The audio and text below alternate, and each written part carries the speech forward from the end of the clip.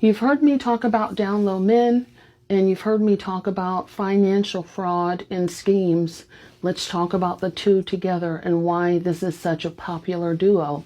Hi, my name is Dr. Natalie Jones. I'm a licensed therapist. I've been counseling men and women for many years now who have experienced abuse, as well as those who have been perpetrators of abuse and other types of crime. You know, if you're just tuning into me and you're not sure what down low is, a down low man is one that presents himself to the world as being heterosexual. He may be married or partnered with a woman, but he has a secret homosexual life. And one of the things that I've noticed in working with, people who've been incarcerated, a lot of them live a down low lifestyle. And I've worked with men and women, but specifically I want to talk about men and the pathology that goes along with a down low lifestyle. A lot of men that are living that lifestyle usually have women on the outside that are sending them money while they're incarcerated. But a lot of them also have they can't control themselves when it comes to money. So they have hedonistic tendencies where they see something, they want it, or they think that they automatically should get it. And money is no exception. So it's not uncommon to see, men who are down low, but that are also, have, a history of finance frauds, and that could be anything from stuff with the IRS to running elaborate finance schemes. And it's because they can't control themselves when it comes to money, or they choose not to, right? And they feel like I deserve to have everything that comes with my fantasy lifestyle.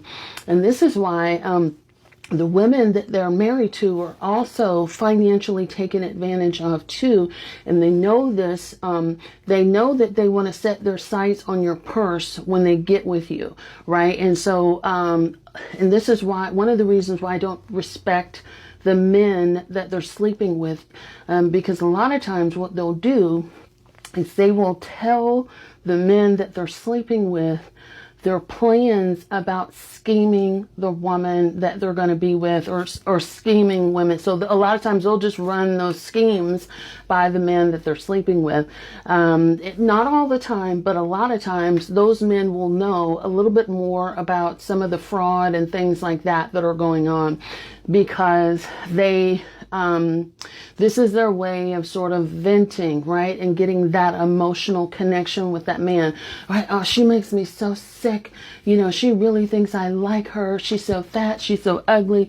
I'm just really in it because, she allows me to stay with her for free, or I'm going to take the money and run. Or she's out of money, and so now I've got to find something else to do, right? And a lot of times their lover, their undercover lover, will be in the loop. But meanwhile, they're taking these women for a ride. They're ruining their credit. They're siphoning your money. They may be stealing your social security number and doing all types of things. But 9 times out of 10, usually when you see a down low man, not all the time, but 9 times out of 10, or at least the majority of times that I've seen it, you will usually see a finance, something with finances, because they can't control, they don't have any discipline. This is one of the reasons why, and don't shoot me for this, because I know that this is controversial, but one of the reasons why, classically speaking, this is not my viewpoint, this is what I think was happening back in the day. This is one of the reasons why I think bisexuality was pathologized as a form of greed, because people looked at that as like, oh, you're greedy, you want multiple lovers, you want multiple things. And I think it was pathologized that way specifically when it comes to men in down low culture, because lust is a symptom, and I think lustfulness is a symptom of greed. So if you have someone that can't control lust And that's why I say, people that can't control lust, their sexuality runs on a spectrum. And even with down low men, that could lead to other types of pathology, which is very dangerous when it comes to sexuality, but especially when it comes to money, specifically your money.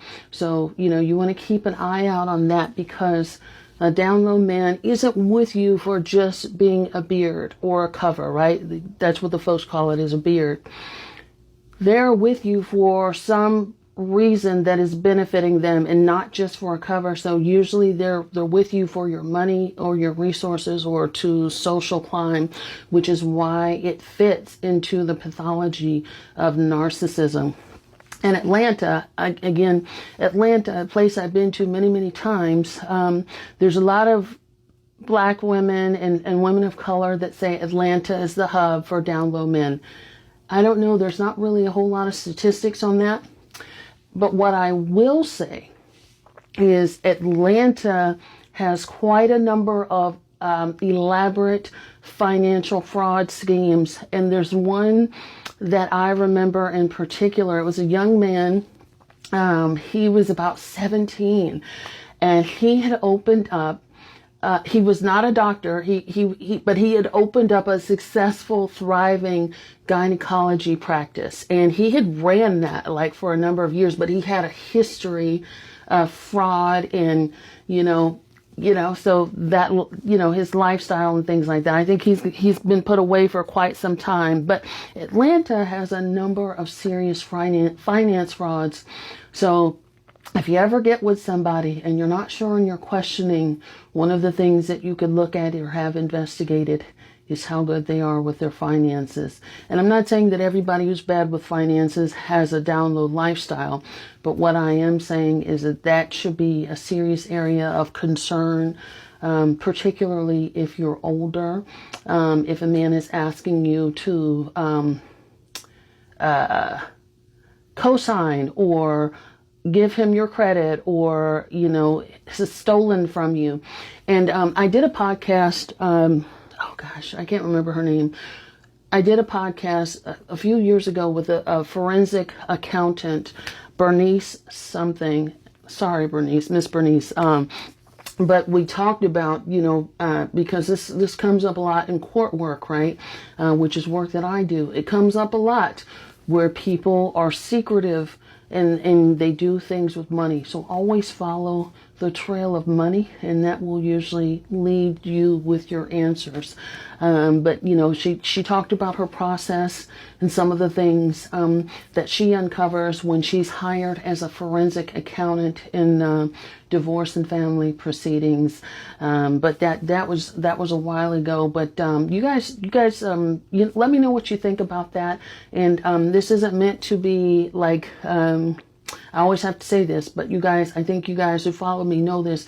This isn't meant to be derogatory towards anybody's sexuality or race or anything like that. It's meant to be educational for you guys. So hope you guys get what I'm trying to say. Like, comment, follow, and share. Love to know what your thoughts are.